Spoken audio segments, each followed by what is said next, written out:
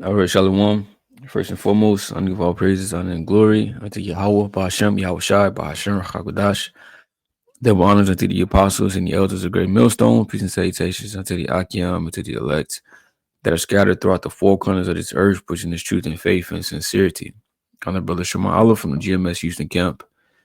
In this lesson, I'm going to be going into First Thessalonians, the fourth chapter. And, should be a pretty quick read. It's only 18 verses. All right, so we're gonna get straight into it.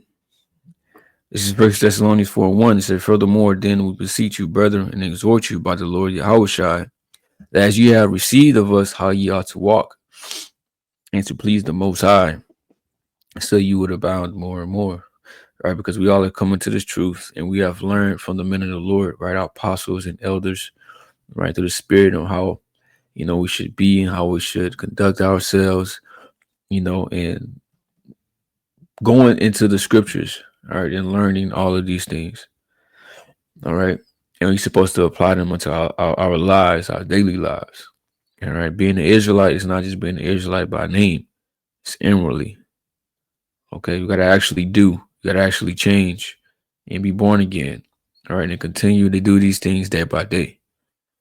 So, for you know what commandments we gave you by the Lord Yahushua, for this is the will of the Most High, even your sanctification, that you should abstain from fornication. All right, to be sanctified basically means to be made holy. And what is fornication? Adultery. All right, and fornication is not sex before marriage, as most Christians, all of them would say. All right, and anybody without any understanding of the scriptures, because marriage is sex. All right, when a man takes a woman who is a virgin, right, meaning she has not slept with any other man, he lay down with that woman, that is his woman. That is his wife. Okay. There's no such thing as a boyfriend and girlfriend and all of this. No. All right. To make a woman your wife, you will go in unto her. All right. And that will make her yours. So fornication or adultery, all right, is basically sleeping with another man's woman, to simplify it. All right. Because we are in a society to where we are all in messed up situations. 9 out of 10, you don't have a virgin. So you with a woman that's been with another man. So sleeping with another woman who is in a relationship with a man and dealing with another man is adultery. Okay. And our people and this world in general just glorifies adultery. Okay. And also for the woman as well. All right. You have a man and you dealing with other men. That is adultery. And these things are punishable by death in the law. All right. Which, it can't be it can't come into effect, or we can't do these things, but hey, the Lord is going to be the one to judge ultimately. All right. But it says that every one of you should know how to possess his vessel in sanctification and honor, right? Knowing how to act, knowing how to conduct yourself. Because the vessel is talking about, you know, uh, men. All right. Let's get Romans 9 and 21. Had not the potter power over the clay of the same lump to make one vessel unto honor and another unto dishonor? All right, the vessel unto honor is basically the Israelites, but the elect, all right now, because they're the only ones that's going to be walking after these scriptures, having faith in Yahweh Shai, believing, all of that. Another unto dishonor, in this case, is talking about the Edomites. Okay.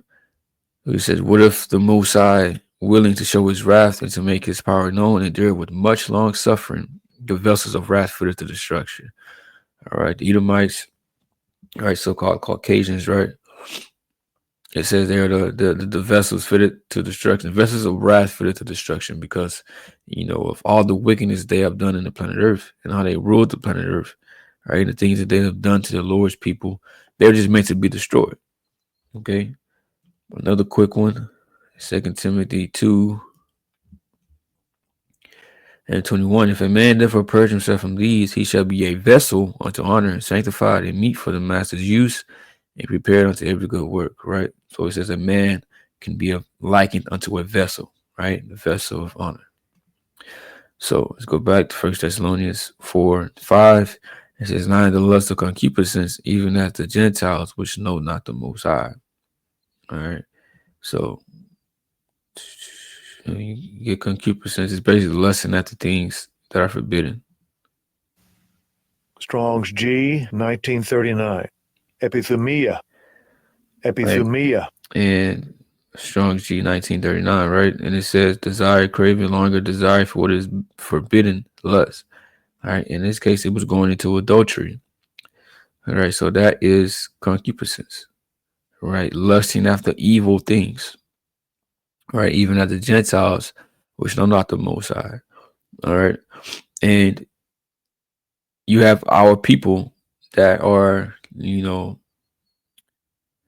this is all that they're about. They lust after evil. Like the scripture say, they are wise to do evil, but to do good, right? They know not. All right. And it's a glorified state of mind to have in a society. All right. So it says, folly is set in great dignity. Okay. And they get that from the actual Gentiles, right? The actual heathen nations. They follow after them and do the things that that they do and cling on to them as Jacob always done, right? Since forever. All right, read the scriptures and go into the history, go into the accounts. Our people always have done that. It says that no man go beyond and defraud his brother in any matter, because that the Lord is the avenger of all such, as we also have forewarned you and testified. All right. So we're not supposed to be defrauding one another as being brothers, as being part of a body. All right. You shouldn't be defrauding, anyone in general. Defraud, right? It says to gain or take advantage of another. Right. So we're not supposed to be taking advantage, right, of one another.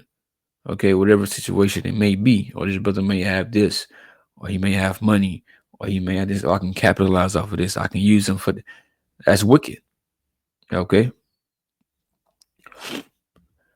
It says, for the Most High had not called us into uncleanness, but unto holiness. All right, so that's an unclean way of life. And there's a lot that goes into uncleanness. All right. If you're not following after these scriptures, believing in Yahushua, right, to get that sanctification, you basically unclean. All right. But see, he therefore that despises not man, but the Most High, who had also given unto us his Holy Spirit. All right. So when you're dealing with, the men of the Lord, right, and you basically, defrauding, talking shit, or offending, or whatever it may be, right? That's towards it's not necessarily us, but that's toward the Most High, because it's His Spirit, that's within us. That's when people come up and scoff and mock. They say things towards us, but hey, you really got that issue and problem with Yahushua, Yahweh Bashim Yahushua. Okay, because we are just His, representatives down here in His flesh, heralding, His return. But it says, but as touching brotherly love, you need not that I write unto you, for you yourselves are taught of the Most High, to love one another. All right.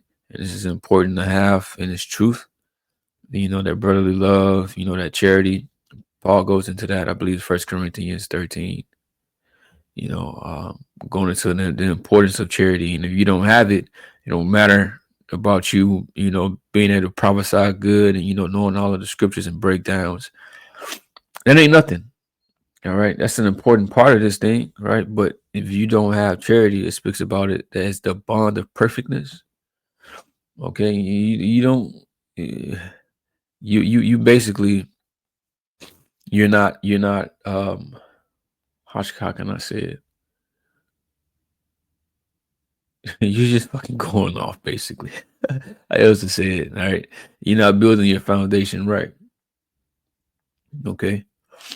It says, and indeed you do it toward all the brethren which are in Macedonia, but we beseech you, brethren, that you increase more and more, and that you study to be quiet, and to do your own business and to work with your own hands as we command you, right? Study to be quiet, meaning living a peaceful life and not being caught up in all this BS or so much bullshit or mess that you shouldn't be in. All right. In other people's business. All right. Says and do your own business. All right. Not being in other people's matters and affairs and all of that.